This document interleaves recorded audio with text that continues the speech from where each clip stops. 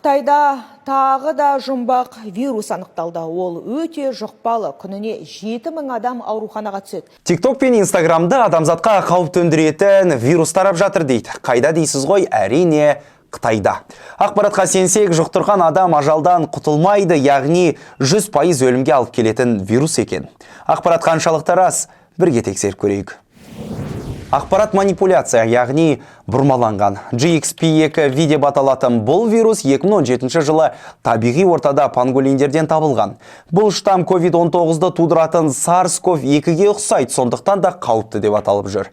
Алайда зерттеу әлі жүріп жатыр және қазіргі таңда ғалымдар бұл вирус адамға айтарлықтай қауіп төндіріп тұрған жоқ дейді. Ал әлеуметтік желілерде ажал құштыратын вирус деп асыра сілтеп жіберген.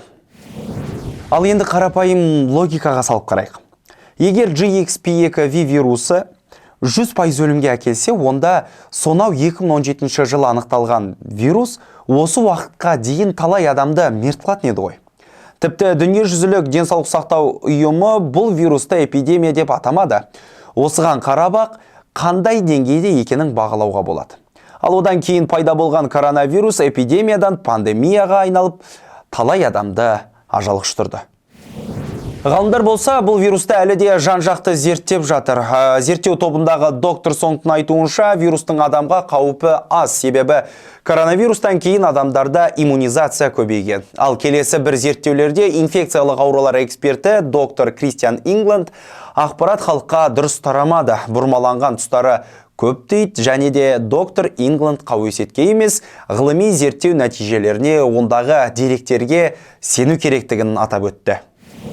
Расменде, доктор Кристиан Ингланд дұрыс айтады. Қандай да бір ақпарат шықса қауесетке емес, ғылыми еңбектерге қарап баға беру керекпіз. Тым болмағанда қарапайым логикаға салып қарайық. Себебі жалған ақпараттан ешкім пайда көрмейді. Бәрімізде зиян шегеміз.